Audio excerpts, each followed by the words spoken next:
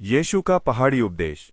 वो इस भीड़ को देखकर पहाड़ पर चढ़ गया, और जब बैठ गया तो उसके चेले उसके पास आए, और वह अपना मुंह खोलकर उन्हें ये उपदेश देने लगा। धन्य है वे जो मन के दीन हैं, क्योंकि स्वर्ग का राज्य उन्हीं का है। धन्य है वे जो शोक करते हैं, क्योंकि वे शांति पाएंगे। धन्य है वे जो नम्र हैं, क्योंकि वे पृथ्वी के अधिकारी होंगे। धन्य है वे जो धर्म के भूखे और प्यासे हैं, क्योंकि वे तृप्त किए जाएंगे। धन्य है वे जो दयावंत हैं, क्योंकि उन पर दया की जाएगी। धन्य है वे जिनके मन शुद्ध हैं, क्योंकि वे परमेश्वर को देखेंगे।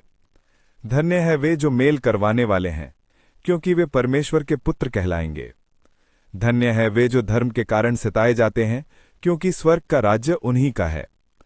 धन्य हो तुम जब मनुष्य मेरे कारण तुम्हारी निंदा करें और सताएं और झूठ बोल बोलकर तुम्हारो विरोध में सब प्रकार की बुरी बात कहें। आनंदित और मग्न होना, क्योंकि तुम्हारे लिए स्वर्ग में बड़ा फल है, इसलिए कि उन्होंने उन भविष्यद्वक्ताओं को जो तुमसे पहले थे इसी रीति से सताया था। तुम पृथ्वी के नमक हो, परंतु यदि नमक का स्वाद बिगड़ जाए तो वो फिर किस वस्तु से नमकीन किया जाएगा? फिर वो किसी काम का नहीं, केवल इसके कि बाहर फेंका जाए और मनुष्यों के पैरों तले रौंदा जाए। तुम जगत की ज्योति हो। जो नगर पहाड़ पर बसा हुआ है वो छिप नहीं सकता, और लोग दिया जलाकर पैमाने के नीचे नहीं परंतु दीवट पर रखते हैं, तब उससे घर के सब लोगों को प्रकाश पहुंचता है।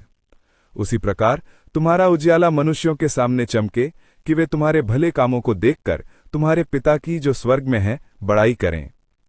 ये न समझो कि मैं व्यवस्था था भविष्यद्वक्ताओं की पुस्तकों को लोप करने आया हूं। लोप करने नहीं परंतु पूरा करने आया हूं। क्योंकि मैं तुमसे सच कहता हूं कि जब तक आकाश और पृथ्वी टल न जाएं, तब तक व्यवस्था से एक मात्रा या बिंदु भी बिना पूरे हुए नहीं टलेगा। इसलिए जो कोई इन छोटी से छोटी आज्ञाओं में से किसी एक को तोड़े और वैसा ही लोगों को सिखाए, वो स्वर्ग के राज्य में सबसे छोटा कहलाएगा। परंतु जो कोई उनका पालन करेगा और उन्हें सिखाएगा, वही स्वर्ग के राज्य में महान कहलाएगा।